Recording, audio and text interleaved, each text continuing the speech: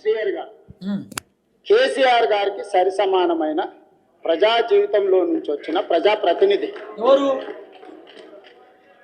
ఎవరు కూడా నేను ఆన్ రికార్డ్ నేను చెప్తున్నా, కడియం శ్రీహరి గారి నిబద్ధతను నిజాయితీని ఈ దేశంలోనే ఎవరు ప్రశ్నించజాలరు.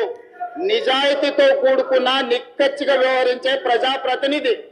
ఎన్నో మంత్రి పదవులు చేపట్టిన అవినీతి మచ్చలేని మంత్రిగా పనిచేశాడు. ఇదే ఉచ్చట రివర్స్ కరో అంటాం కదా, ఆ రివర్స్ కర్తా దేకో. నిజంగానే కడియం శ్రీహరి గారు మాదిగ సామాజిక వర్గాలకు సంబంధించిన వాడైతే శాసనసభలో ఒక నిజ నిర్ధారణ కమిటీ వేసి ఆయన సొంత ఊరిపోయి ప్రజలను కనుక్కుందాం.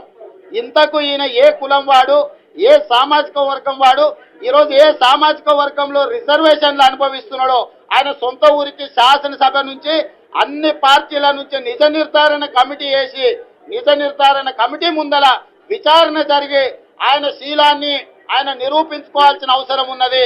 ఆయన ఏ సామాజిక వర్గం వాడు, ఏ సామాజిక వర్గం కోటాలో పదవులు అనుభవిస్తున్నాడో ప్రజలకు కడియం శ్రీహరి గారు సమాధానం చెప్పాలని చెప్పి తెలుగుదేశం పార్టీ డిమాండ్ చేస్తుంది.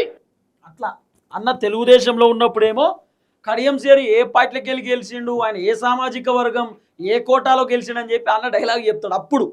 ఇప్పుడేమో కడియం శ్రీహరి చాలా అద్భుతమైన వ్యక్తి, ఆయన అంత మంచి వ్యక్తి ఎవరూ లేరు, ఈ దేశంలోనే కడియం శ్రీహరి నెంబర్ 1 అని చెప్పి అన్న చెప్తాడు. ఎట్లా చెప్పానో ఏమో అర్థం కాదు. మైనర్ మిస్టేక్స్ ఉంటాయి అన్న, వెనకాల కూడా వీడియోలు చూసుకోవాలి కదన్న. అప్పట్లో ఏం మాట్లాడినా ఏం కథ, సోషల్ మీడియాలో వీడియోలు ఉంటాయి, నాలాంటి వాళ్ళు తీసి మొత్తం బయట పెడతారు. అంత మొత్తం కథ అంత ఆగమాగం ఉంటుందని చెప్పి కొద్దిగానే తెలవాలి కదన్న. నడిపించిండు అన్న అట్లా రకరకాలుగా మాట్లాడిండు అన్న. ఏ మంచోడు కానీ అన్న, చాలా మంచివాడు అన్న. నీళ్ళు తాగుతుండు ఆఖరికి కేటీఆర్ అడిగే ప్రశ్నలకు సమాధానం చెప్పలేక. గట్లున్నది కథ.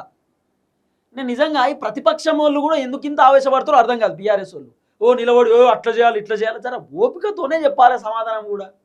బీఆర్ఎస్ వాళ్ళది కూడా తప్పున్నది.